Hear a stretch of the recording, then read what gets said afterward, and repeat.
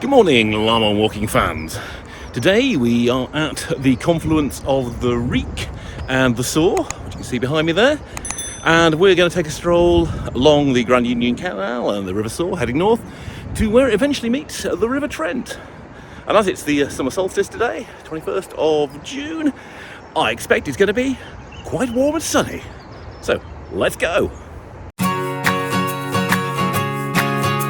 This walk runs alongside the River Soar and the Grand Union Canal, starting near Rothley and ending up in Kegworth. From the confluence of the Rivers Wreake and Soar, I head along the canal, across the road, and then northwards alongside the River Soar through Cossington Meadows Nature Reserve. My route twists past Sileby Mill and Marine, crossing back and forth over various bridges and then under the A46 road as I head toward Mountsorrel. Leaving that village, I pass under a magnificent Victorian bridge and then slowly curve around the great loop south of Barrow upon Soar. Emerging at Proctor's Pleasure Park, I head towards Pillings Lock and Marina alongside what is now the Grand Union Canal, which soon takes me up and into and through suburban Loughborough town. Leaving the town, returning to the countryside to the north, the river route takes me past Normanton on Soar and then through some building works on the fringes of Zouch. I move along through the Zouch cut, rejoining the main waterway route that turns northward, going past the Devil's Elbow before passing alongside and finally into Kegworth by the Anchor Inn at my journey's end. Starting off here as we sort of join it as a canal. And I've got to say, I couldn't have wished for better weather. I had hoped to do this walk last week. Both the days I had available to me last weekend, thunder and lightning, and we certainly did have thunder and lightning, a lot of rain. So today though, a walk alongside a canal and a river in, well, absolutely glorious summertime weather. I suspect I will not be taking this at any great speed today though, because I do not want to overheat.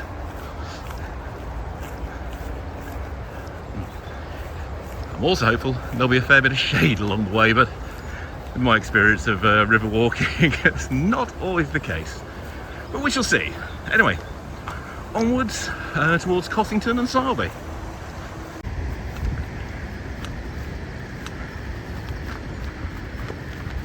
So, having traversed the Cossington marshes, lovely nature reserve, here we are down at the famed Sileby Mill and Marine.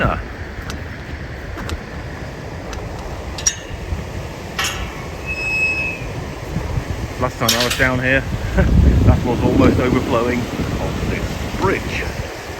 So you can tell it's a few months, although this area is well known for flooding.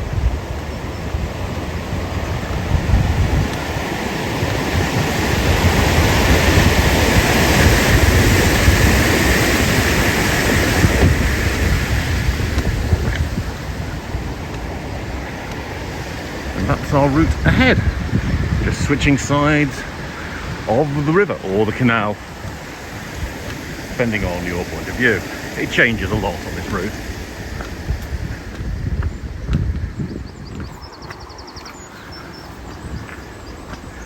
Nice old cobbles to walk on for a bit.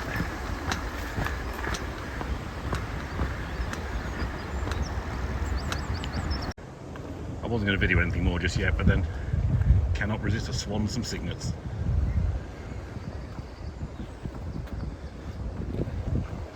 And then of course there's that magnificent road bridge ahead of, oh no, rail bridge ahead of us.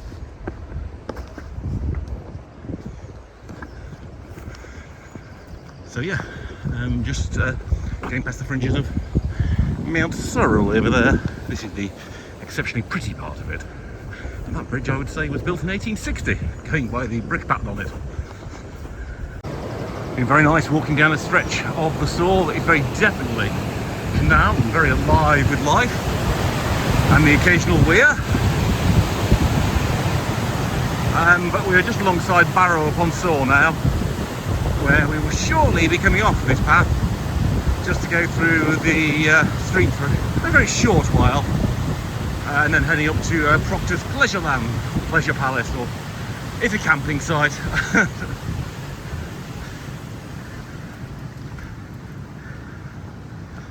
I say here, undergrowth continues to be quite vigorant around here.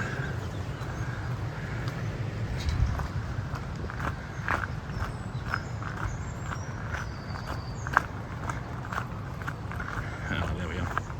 Barrow Mill Basin. There's a sign there representing a Dalek.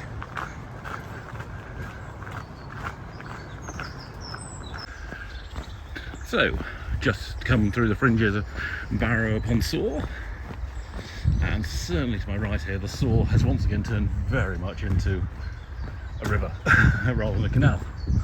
Quite a broad section here. It runs near to Cossington and Sileby. You know, it's about a quarter to only a third of this bit. Now, this will be interesting down here because I've not walked this bit of the path in nearly 10 years. So I'm not quite sure what's ahead of me. We'll come to some bits I have done later on when we get to places like Zouch, but for now, this is as new to me as it is to you, possibly. Gorgeously overgrown though, and yet the path itself, nice and neat. It beats the route I was doing last week, where I kept walking through fields with no path and just very, very, very long grasses. It was a pathway, just had not been cleared. I think we do eventually come to another marina down here at the bottom of the fabulously named Flesh Hovel Lane. So let us stride on towards that. So coming up to the fringes of Loughborough now, where the canal goes right through the eastern side of it, up through an industrial estate and then out to the north. I thought it was worth capturing some more canal boat footage.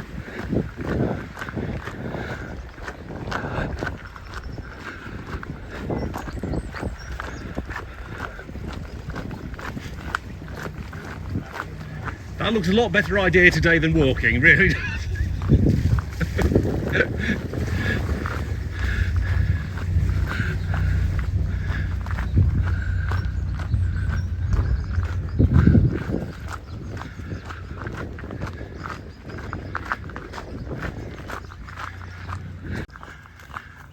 I've got to say, if you're going to build a house, what a nice place to build it. And then look, you get access to hot and cold running geese. Which for me would be a bonus. I'm not sure if other people will fancy it. Hello, Mrs. Duck. Oh, and your brood. Having a little dive there. This is a fascinating aspect of Loughborough. I have driven over this bridge countless times, but I've never walked this path, and curiously it makes the whole town look very different, far more idyllic than the streets above would suggest.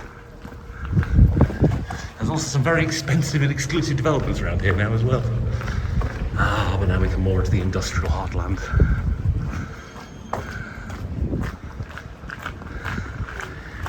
And another canal boat. Seen plenty of those today.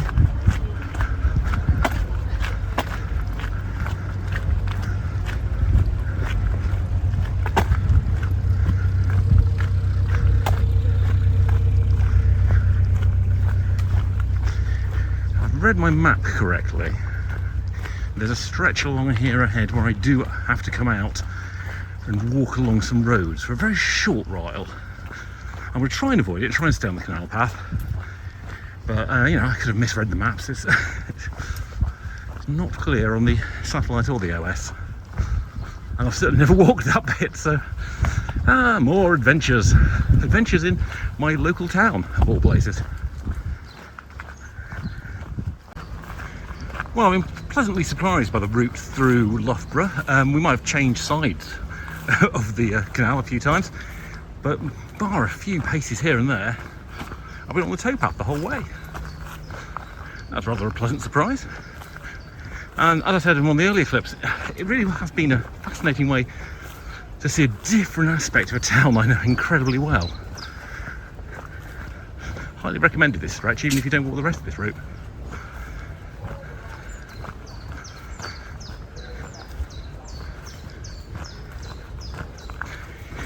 Anyway, as we walk on along here, we're going to eventually come out of the town itself and back into the countryside, and I suspect at that point I'll slowly lose more and more of the dog walkers and the odd jogger or two we keep meeting, and be back to more solitary trekking, which, you know, is the more relaxing aspect, because you can go at any pace you like without a fear of running somebody over. So, coming up now on Normanton on Soar, well and truly clear of Loughborough. Over to the west over there is Havant. Some big power cables. Ah yes, there's the edge of the village in sight. Now I met a fellow walker going the other way about 10 minutes ago, who did warn me there's some work ahead here on the canal path route, so I might need to take a tiny diversion. We'll have to see when we get to that. Unexpected diversions are not new in my lexicon. I'll have to say I've been very pleased by the amount of shade on the route. Not much shade here at the moment, it looks like, but certainly through Loughborough and the surrounds, plenty of time to hide in the shadows. Let's hoping there's plenty more of that and not just lots and lots of fields like this to walk through. But yes, we're certainly well on our way. I think we're just past the 10 miles mark or thereabouts, which is good. Still another 8 to go, so still a fair bit of trekking ahead of us. But you know, on a day like this, where else would you be? So yeah, I found the works and shut off a bit of the route, and after a bit of wandering, I think I found my way back. The problem is, it's like 2 or 3 little islands here you have to cross to get to the other side now of what is quite a big river. But in order to pick up the route again. That's not bad, for only one false start. I found the way. Wasn't too badly signposted either. Turnpike Island, restored by Gilly Johnson, possibly. But very nice. And they're now off the island. And hopefully we can find the towpath again. Just over there I can see. Excellent, so one road to cross and a towpath to rejoin.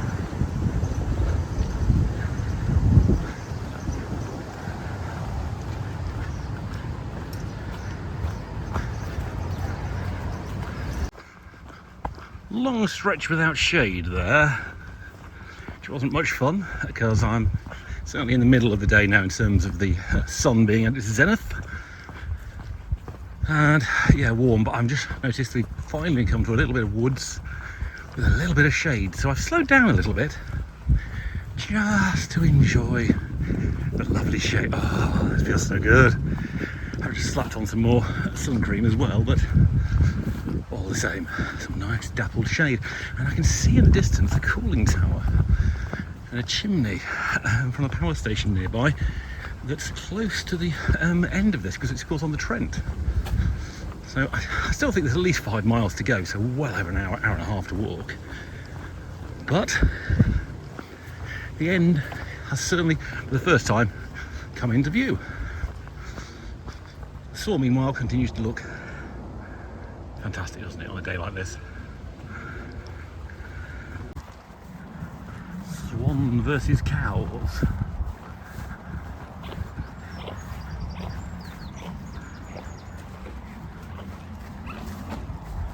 The swan is not impressed by all those cows.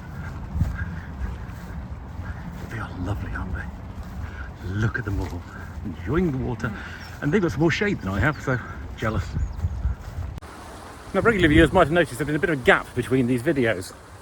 Well, at the start of the month I went for what was planned to be a sort of nice long walk, and about mile 5 got sudden cramp and pulled a muscle very badly, so I've been on kind of recovery since then, slowly getting further and further, and today is definitely the furthest I've been in well over a month.